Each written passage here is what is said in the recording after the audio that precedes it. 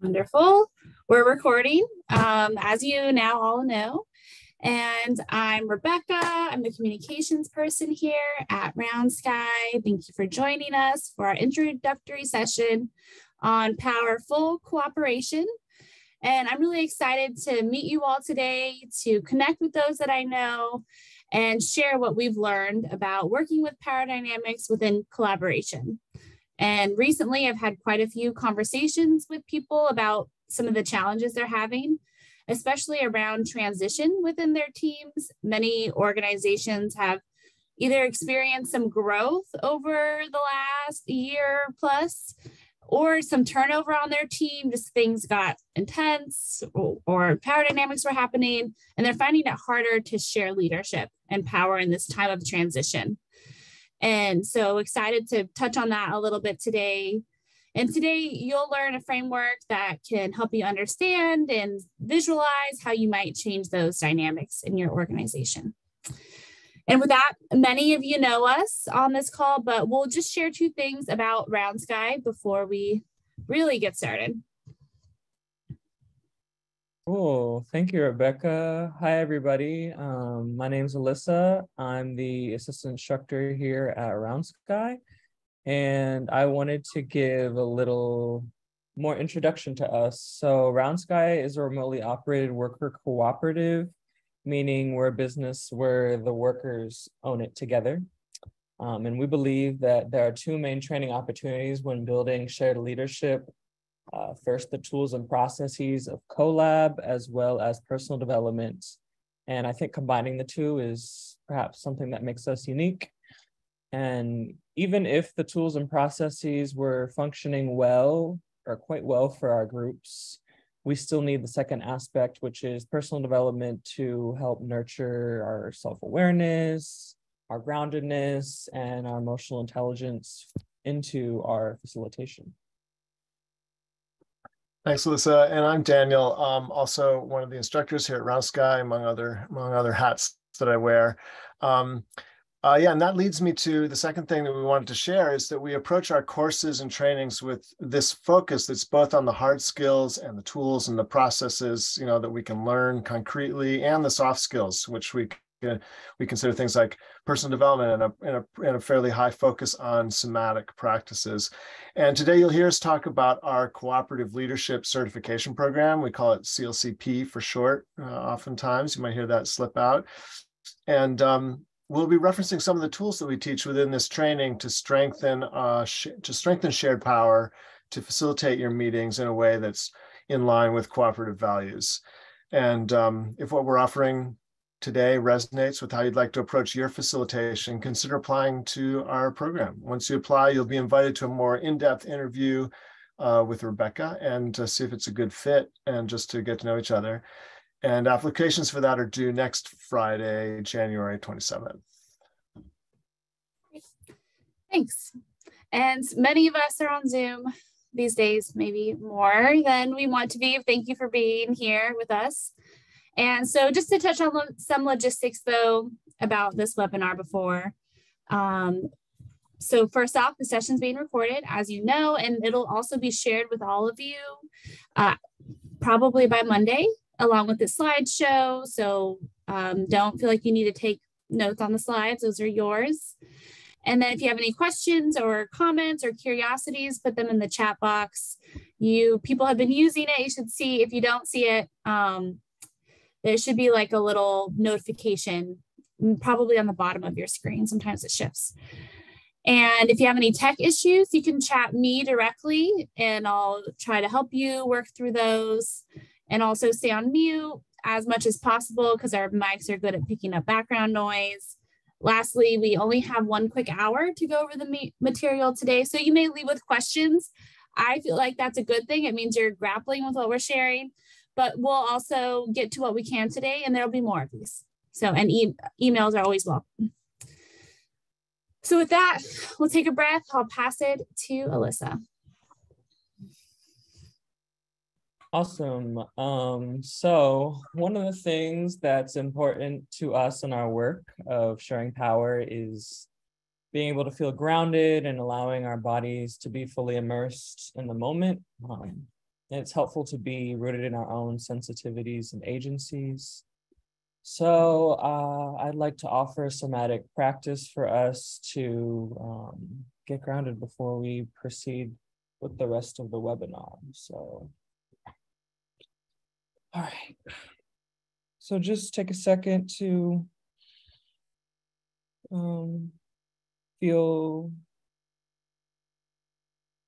what's coming up for you in your body right now, what is in your body right now, and also in your surroundings.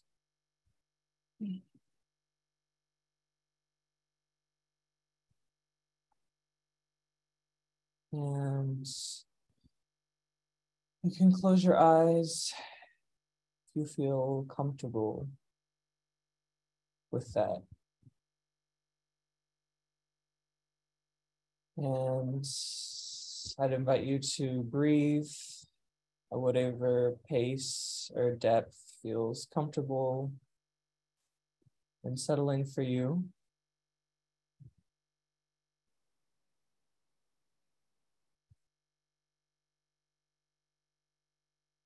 And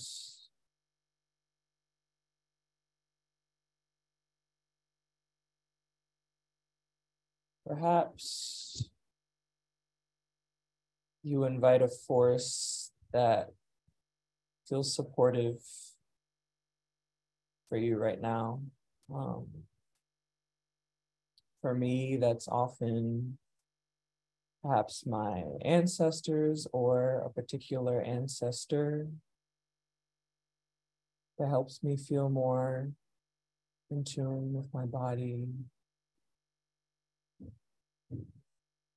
Maybe it's the floor under you, or the sunshine, or water. Just a bodily reminder that we exist within a bodily, somatic, but also universal ecosystem that supports us, and there are various things that are holding us in this realm and others.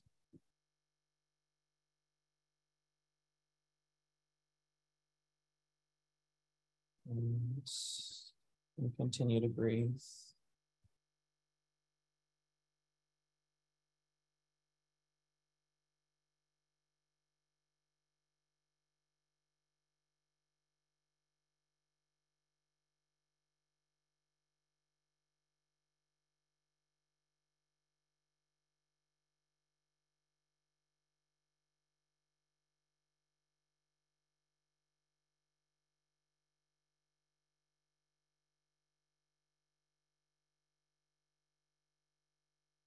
Maybe we're also paying attention to how that force can make us feel sweet in some ways. Maybe it can transmute something, some tension or some area that needed more support. Paying attention to that potential shift.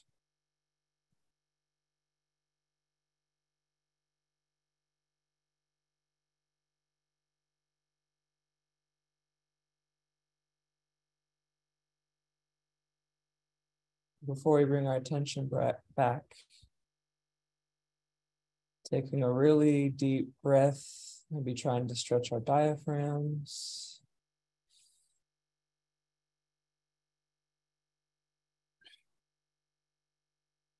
And releasing that with whatever sounds that accompany it. And inviting any movement that you need to reorient ourselves back to this call. Great. Thank you, everybody. That was really wonderful.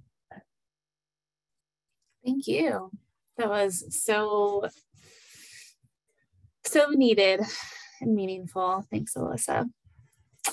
And it feels really important, like as we approach this topic of sharing power, being able to tap into that force, into like our experience, into just being with people, like we have somatic responses, and being able to listen to that and move accordingly. And that's part of why we included that today. Things may come up for you, and also that's how we include it within our trainings as well, making sure that we're not departmentalizing everything. So that's important to us. So just wanted to offer that and note that that's an important piece for us, is what I like to call it. Like if somatics is something that you want to explore more, especially in this framework, there's lots of ways to do that. Then that is something I would call a green flag for you. Like, okay, this is something that I'm interested in exploring, along with facilitation and leadership and sharing power. So I'll say that. And we'd love to get to know folks on this call. So I'll pass it to Daniel to guide us through that.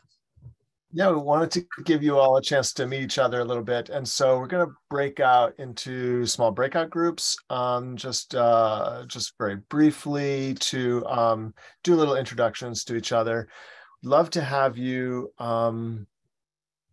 Yeah, well, I guess I do want to say that, an important part of sharing power and in our courses, like the sense of to be in community and listening and sharing and learning from each other. So let's meet each other a little bit.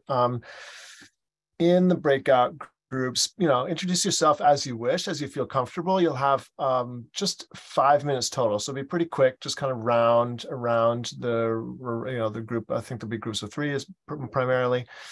Share your name, pronouns, location, land acknowledgements, organizations you're connected to. Also, what brought you here today?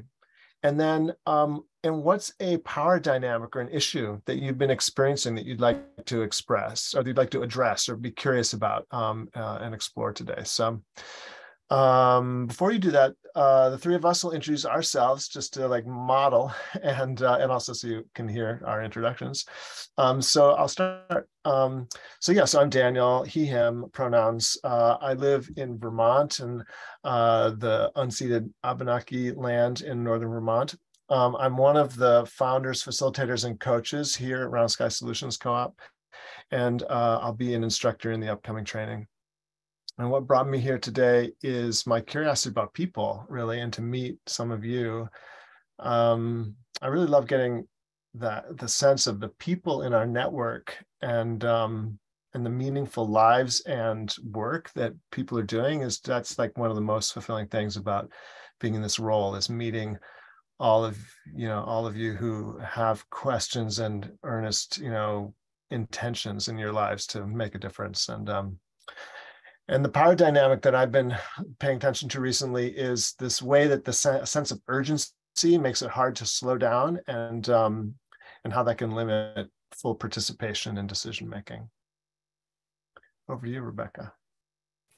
Took a deep breath on that one, Daniel. I'm Rebecca. She, hers are my pronouns, and I live in Bulbancha, originally known as New Orleans. Originally known as Bulbancha, also known as New Orleans. It's backwards. And which is the land of many people, including the Chitimacha people.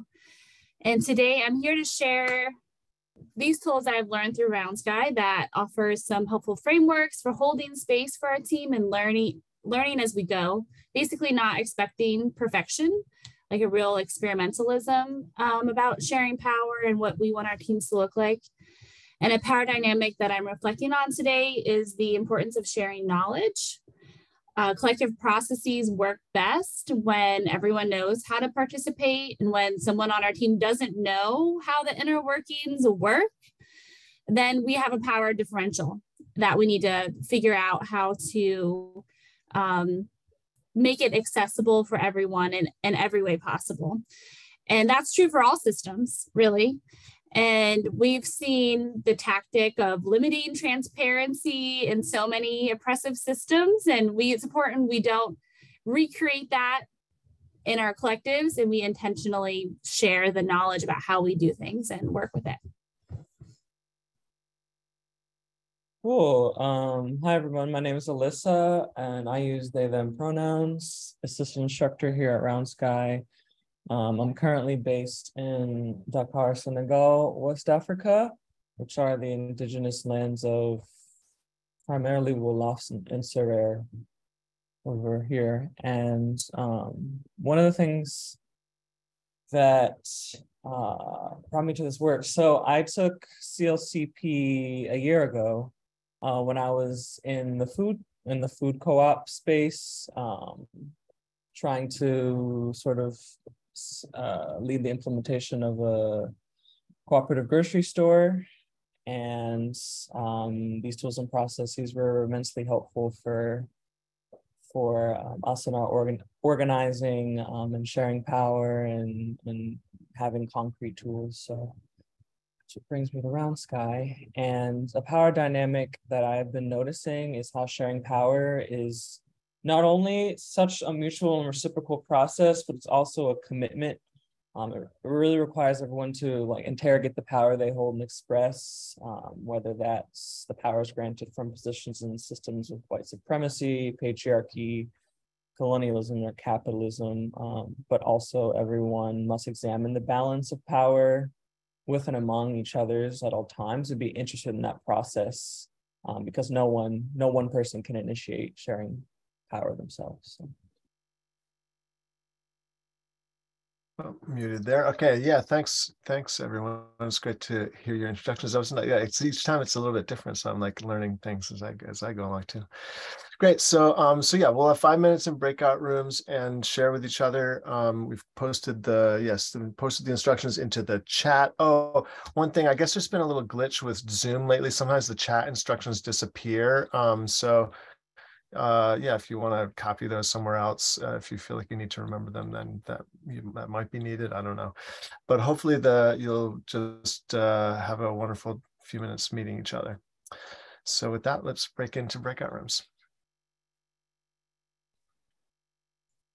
Great. You each should have a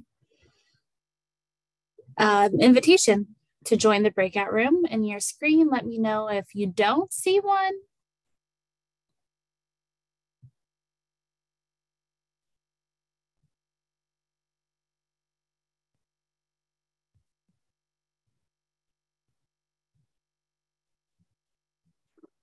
Check. Welcome back. Welcome. You made it back a little early. Sometimes folks push the button, and sometimes people like take every last second in the breakout room. Press the button. So yeah, I've definitely accidentally pressed the button too before. Yeah. It's like, oh. Actually, yesterday someone said that they didn't try to push the button. They were typing into chat and they hit enter, and because the button is like one of those ones where it's like you can click enter to activate the button, then they got bumped out of the breakout room. They weren't. Yeah, I was trying to move the window so it wasn't blocking the images. Oh well. Welcome back, everyone. Hope that was good, short, of course, but I hope that was nice to even just touch in with folks and look, nice to see your faces since some of you left your videos on when you came back to the main room. That's so nice. Please, I would love to just take a couple minutes, like to just type into chat. Like, do you have any like observations or noticings from the breakout groups? Any like themes you noticed and you're like sharing about like power dynamics? Anything that just came up for you? Please put a few notes in the chat. We'll read a few of those off. Also, like if you want to speak, we'd love to hear from just a few folks. Just like what was that? How was that? So you could use the hand raise function, or if your video's on, just wave to me or something. We'll call on a few folks to just hear some voices for a minute here.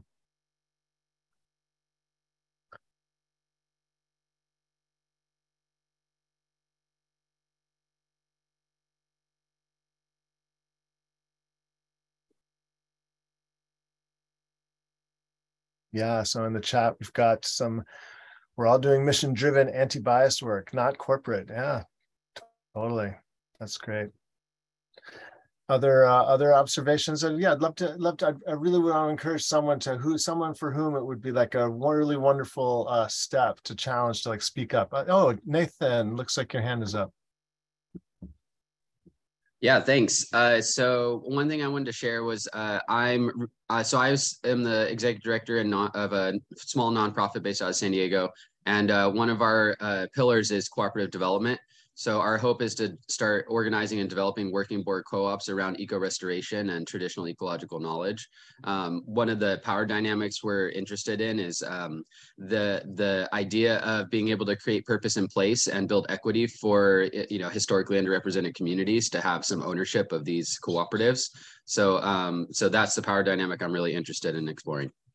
That's so cool. And I'll be curious to see what you think about how, we think of mostly like internal organizational dynamics, but then part of that is, of course, it's like who's in and who's out, who gets a voice, is such an important element of all this. Thank you so much, Nathan.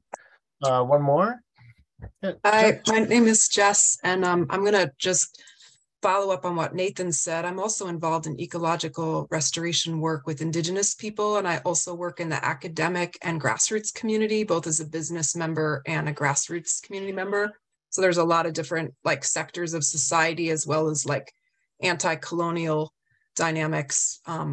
So many intersectionalities, and how to sort of be aware of where power's held, where trauma's held, where shadows are, and not only learn and grow, but also model and train and empower young people, and then bringing, giving the power over to marginalized folks who they still have maybe internalized that because of the oppressive society around. Yeah, that's really great. Like how bringing in the element of how in various ways, whether through oppression or just general acculturation, we give up our power, and don't know how to access it and things like that. So so much of that between trauma and just culture in general. Is that Aleta? Alita. Yes, Alita. I'm with the Parable of the Sower Intentional Community Cooperative. Since 2016, we were really doing some work trying to become a cooperative. And since COVID, everyone, because they know the book, recognizes our mission, right? Basically in these times. So as African-American Black woman, it's been really important to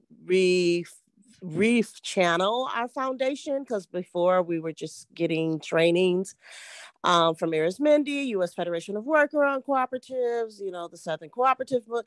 And then we really wanted people to learn from us, which was, we believe that Kilembos, Pilinkes, Asusumas from Africa, Umoja Village, and the traditions of Kwanzaa are who we are. We don't have to relearn cooperatives. We've always been a part of the 52 countries that have been cooperative from Africa. We are already, it's in our DNA. So I think that's been the change, is that we feel we should be teaching people rather than learning how to live cooperatively, because even my grandfather built 10 houses for his 10 children after slavery.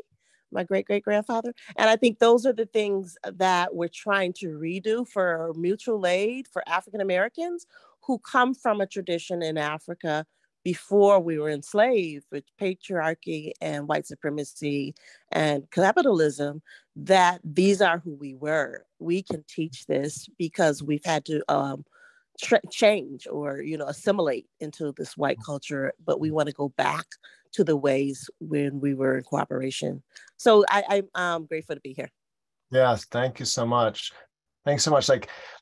Right, I'm really hearing that this is ancient and indigenous, I don't know, not the right word, but technology to know how to work together effectively, cooperatively, and that we're having, in some ways, reinventing aspects of that, now, but also how do we tap the original sources of wisdom and listen, in a sense. So thank you for that.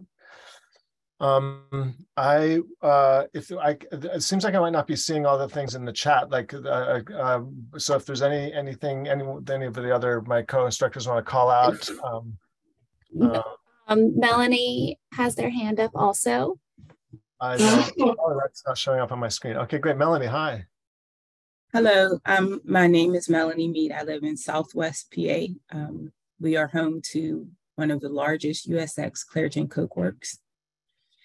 And I'm here today because, number one, I'd like to learn what your definition of power is. And I'd also like, for those who want to be truthful, to be honest about what power they really have in the positions and in the spaces that they are in right now. I find myself pretending that I am learning how to use my power or work it when really I don't have any power. The average life expectancy of Black women in Pittsburgh is 60 years old. And that was done in a study because the USA World Report was that Pittsburgh was one of the greatest cities to live in. So when we talk about power and the world thinks Pittsburgh is great and these issues are taking place, I wonder, is there something else that I need to be talking about, or is there another word that can help me educate the people? We don't have a group of people who will cooperatively discuss their health ailments and issues. So how can we get them to cooperate on other things? I do see silos taking place in communities, and I don't think that silos are very powerful. I think that that's why we are where we are. So if there's something that Round Sky does to help me understand how to link with people to create power and create a powerful change, that is what I'm mostly here for. And I thank you all for your time. Thank you, Melanie. Thank you, Melanie. Yeah, that's heartbreaking and also like, yeah, like the silos and the way that we isolate ourselves from each other and don't even understand what's happening in some other silo, let alone like, you know, cooperatively work together to create shared power that's effective in making change. So thank you. I do hope that something we say will be useful. And if not, at least it's an opportunity for us to all gather together and like just get into it, you know, like you know, regardless of whether our tools are your tools, you know, in the end, it's well, I hope it's an opportunity to know that there's people out there like trying to make change in various ways, and to have just a little bit of that sense of okay, seeing each other. So hoping for that. Thank you so much. Rebecca, back over to you. Yeah, I think this this next piece will start to offer our thoughts on what folks have just said. And one, sharing power is a big topic. We are all probably coming with totally different lenses around what power means. Round Sky takes a pretty neutral definition, the force of enactment. I'll say that again, power, like defining power as the force of enactment, meaning like to make something happen, like to do something, generally enact something. And so that's kind of how we're thinking about it. And also all the other lenses and layers and understandings of power that people have brought up today are really welcome. And I don't think it's the way that Round Sky sees power versus the way that someone else sees power. I think it's a layering that makes it more powerful or more meaningful and more useful personally. And that's how I've been thinking about it. And one thing is that we really think of power as a practice. So sharing power, it's dynamic. It's not something that we are saying that we reach or we have reached or that is set. It's something that we're continuing to be practicing sharing power. And when our teams are really aligned, we can feel the flow and the energy, and we're like all moving together. We can feel that. It feels powerful, bubbling. And we also know that sometimes our teams need to tend to the power dynamics that are showing up, and that we need to kind of recalibrate into like what our values are and what we are showing up for.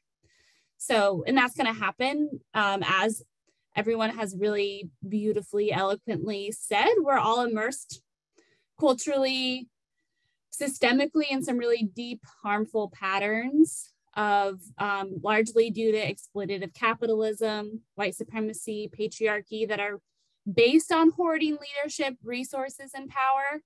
And I name this because it certainly influences not just like the statistics, but also how we show up and share power in our teams. Like that, of course, happens. And it runs deep, and there's a lot to unlearn. And we are not experts on that for sure. And we're not saying that, but we have something to say about how we can experiment and shift power within our teams. And we really take a tools approach, collectively thinking about which processes can hold us in a container when we need to recalibrate, when we get misaligned. And I just want to again reiterate, there are lots of ways to approach power, and I encourage you, us all and me, to have a both and approach about how we can understand sharing power and shifting it. So with that, we've found a really simple but helpful understanding of how power flows within a team setting, which I will pass it to Alyssa to begin to. Cool. So in our course, Cooperative Leadership Certification Program, participants learn a tool called the Power Matrix to help navigate some power dynamics or some aspects of power dynamics in their cooperative efforts, which Daniel will introduce more in depth in a second. But just to introduce that, the Power Matrix gives us a framework to understand and analyze power dynamics. Our co-founder, Cecile, developed it to explain power dynamics in organizations, but it can also be applied to larger scales in our society as well, and layered with other systems of oppression.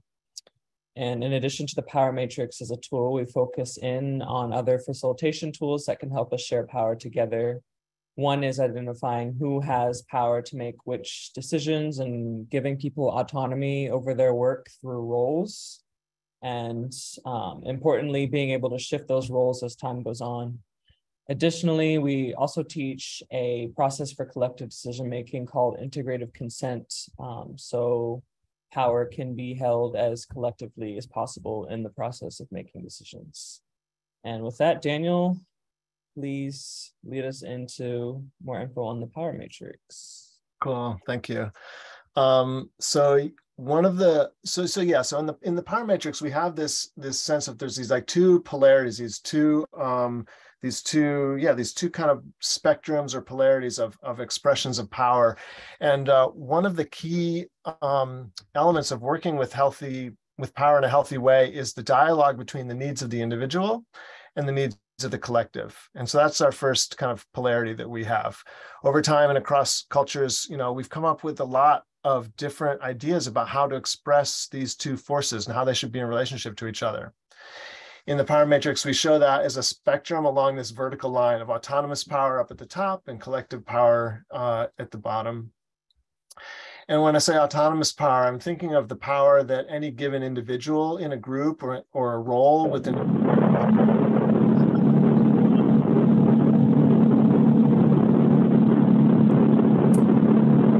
If your mic, thank you. Awesome. Go ahead, Daniel. Okay, where am I? Let's see. So yeah, so autonomous power and collective power. So autonomous power we think of as the power that any given individual in a group or a role within an organization has to influence the matters of their work and their life. For example, a nonprofit director who has a clear authority to define priorities within their department, or a designated facilitator who has the power to guide a group through a process of decision-making, right? Those are autonomous roles in a sense, right? And on the other side, we have collective power, which is the power that a group or a community has over their work and life together. So for example, a cooperative membership that has the power to vote on proposals that are presented, they can decide, democratically. Or a worker self-directed team, that's decided, that's there, that they have the power to decide the best way to fulfill on the work that they're responsible for. The other distinction that's really important in terms of creating healthy power in the view of the power matrix here is to investigate the expression of power on a spectrum from implicit to explicit. Explicit being the clear, spoken, written, or otherwise very agreed upon and sanctioned forms of power. The authority given to the role of a financial lead to make many of the financial decisions, and then implicit power, the hidden or unspoken or assumed forms of power, say the ability of a strong or persuasive personality, right, to have more influence on the decisions that they're a part of. Or sometimes the founders or longstanding members have implicit power that as they hold the history of the organization and people are looking to them for direction. And so there's a certain implicit power just in that seniority, right? And of course, race, gender, education, age, and all these kind of things related to identity can show up as implicit forms of power in our teams, depending on how intentionally a team is working with those dynamics. So that's the basic kind of outline of the power matrix. This grid of two spectrums, and so let's give an example. Yeah, I'll just say one thing, that we're seeing all of this as inherent. None of this is inherently bad. Like implicit isn't necessarily bad. It can be really used for good. So I just want to offer that, like sometimes we can get into this or that, but really we're thinking of this on a spectrum. And I'll just say that, and I'll pass it to Alyssa. Totally, that all of these positions are all useful and helpful, but if they are useful and helpful, right? But if they're not, then how can we address it, right? If it's working, okay, great. If it's not, then let's, how can we use this to analyze things and fix it? Cool. Okay. So now we're going to provide a specific example to analyze a common power dynamic that we see a lot in groups. And Daniel and I are going to role play this a bit to show how you might help each other in breakout groups to identify some elements from the power matrix. So Daniel, what's a power dynamic you'd like to address right now? Okay, great. Let's imagine one of those founders syndrome situations, right? Let's say we have a small worker cooperative. It's been around for a while, but it's a small team and we're growing. One of the co-founders, Malik, is wondering how to help the organization take on more shared leadership and to step out of the sum of the leadership that he's had. A lot of responsibility has been on Malik's shoulders, and the team has been small enough, to just kind of figure things out on the fly, but it's gotten too big now for that to work. The new people are excited to be there. They've got ideas to contribute, but still so much of the decision making is either like getting funneled through Malik or getting bogged down in big group discussions that aren't being very effective. So folks are getting pretty impatient. They don't really know how to contribute fully, and Malik's getting burnt out. Okay, thanks for sharing that. I'm curious what you see about this dynamic in terms of explicit and implicit power. Yeah, if we look at this on the power matrix, right, we could say that Malik has a lot of implicit power from his seniority within the organization. And as well, there's a lot of implicit power in just the way that the group used to be able to make decisions just kind of on the fly, without having to have lots of formality because they were such a small team. And meanwhile, in the explicit power in this small co-op has always been to do things collaboratively, to actually, to make certain kinds of key decisions together, but how to do that has gotten really less clear. And what about autonomous and collective power in this situation? In a sense, Malik has a lot of autonomous power as one of the founders, and the organization as a whole has the collective power to make changes in how we operate but how to do that is not so clear. So generally, when we're using the power matrix to help us understand a situation of power use in an organization or group and what to do about it, first we can map out some of the dynamics as we just did now, but then we might ask some questions like, are there implicit things here that it would be helpful to make explicit other dynamics or forces? How's the balance of autonomous power and collective power working for us in this situation is another question we might ask. Right. So I imagine that naming the way that Malik's history with the organization is influencing things might be helpful, but mainly it sounds like the team needs to get more explicit about the processes they're using to make decisions, which could really help redistribute Malik's implicit autonomous power and get some of that, off of Malik's shoulders and into other roles or something like that, right? And then with this clear decision-making process, it'd be easier to define who has the power to do what. Okay, this is what I was just saying, right?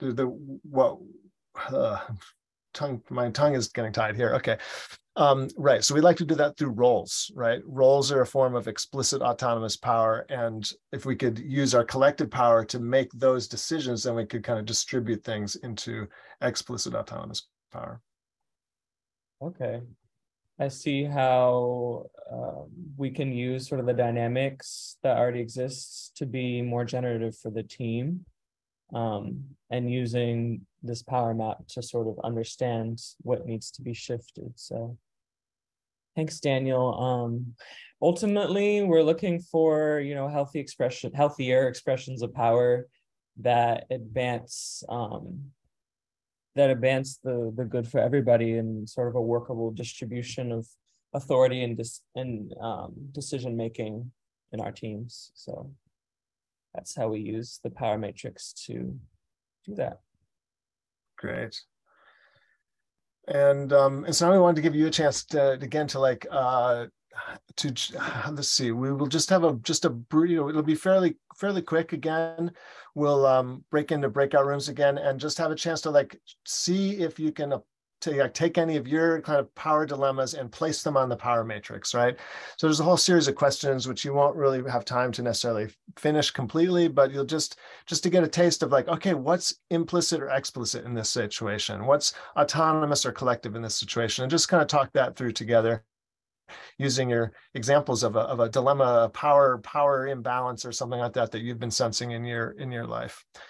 So we'll have just about 6 minutes to just get in and try some things out and come back out again. So let's try that.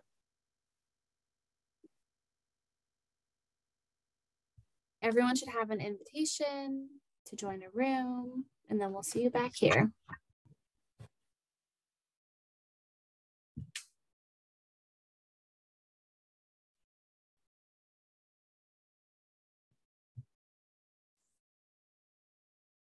That, but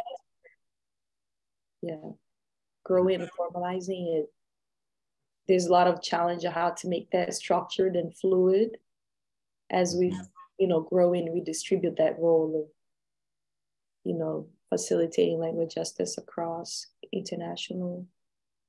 Well, welcome back, everyone. Thanks for sharing, Priscilla. Thank you.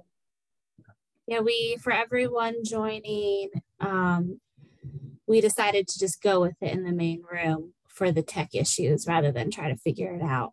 So you got the last bit here, and sorry, I'm sure everybody was cut off. Sorry, I hate that part.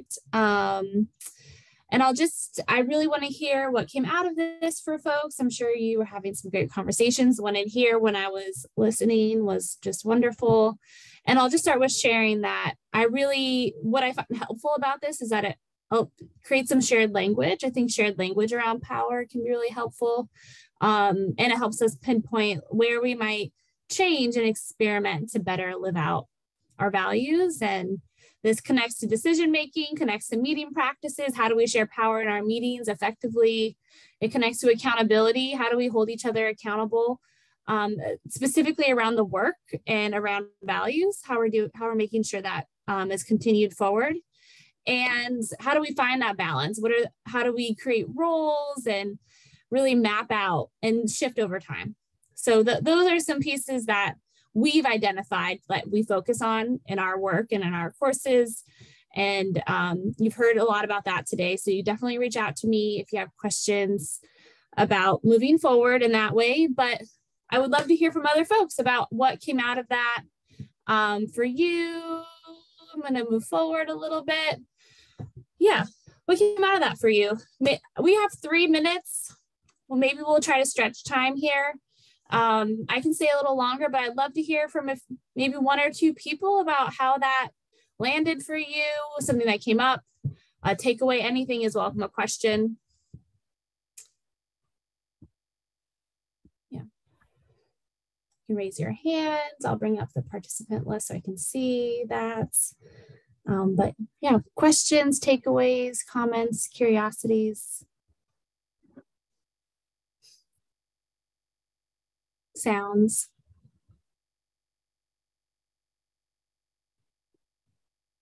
I can share a little bit. I'm Lydia. I'm in Kansas City, Kansas. I heard a really heart, but like example from the other person in my group that really resonated. But just talking about like these are tools that I've been trying to, I think, bring to our small organization without having the language for it. And we are exactly like the example that the directors were doing everything for quite a few years and then trying to bring in new folks. It's really hard to figure out that balance of like decision making and what belongs to which person. And we've had a lot of growing pains with it, of people wanting to be more autonomous and more involved in the power and decision making, and then folks that almost said like this is too much, like they thought they wanted it, but then we're actually quite more comfortable with the ways that we've been taught, right? We haven't learned, all of us, how to do collective power. So yeah, I'm excited to dig in more to the tools and just feeling for everybody who's like in that hard spot and wanting to work together. We also talked a little bit about how some folks, if you come to them with certain language, even around conflict management or resolution, it can feel almost like belittling or demeaning because you're using this language that they aren't also using with you, and how tough that can make it to figure out how to do conflict management within power dynamic. Yeah, thank you. Thanks for sharing. How we do things usually is I like to ask the instructors, is there anything you want to offer? You didn't really ask a question, but maybe Alyssa or Daniel want to share something. And if not, we'll continue to go, but just want to make space for it. Yeah, I did have a thought. I just want to say that, it is noon, so folks who need to jump, please, go ahead and give us a wave, and so really appreciate your being here. But I'm totally happy to stay on for, I don't know, even 10 more minutes or something like that, just to like get into some things if folks want to do some more kind of dialogue and questions and stuff. So that's very welcome. But yeah, like one of the things that I heard from that implicit in that question, implicit, oh, there's that word again, implicit, was the sense that a lot of times, like if we don't have a good tool for how to do collective decision making, the collective decision making get completely overwhelming very quickly, because then all of a sudden we're trying to do too much together, and like there's so many conversations and there's so many things that need to be decided, and it can get people can burn out on the collective stuff, especially if we're not well practiced at it, right? And we're not, right, as a culture anyway. Like some of us have a little more experience than others, but it's so normal, right, to have that like top-down management technique, for centuries now. And so how do we create like simple enough tools that are learnable enough that people have more of a have a little more guidance through the potentially overwhelming transition. Yeah. Wonderful. I don't have anything to offer. Just, maybe suggesting that we provide more information on what may be covered in the course for folks. Sorry. There were a lot of, I agree, like there were a lot of checkpoints in what you said, Lydia, that was like, oh, check. If that's something you're interested in, for sure. Great point. Maybe one more piece, one more question, comments, curiosity, underline.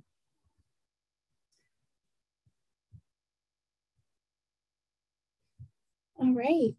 Well, it's really great. Thanks everybody for sharing your experiences aloud in the group space and also in the rooms. I appreciate you all sticking on here and also just being in this work, thinking about power on many different layers and levels.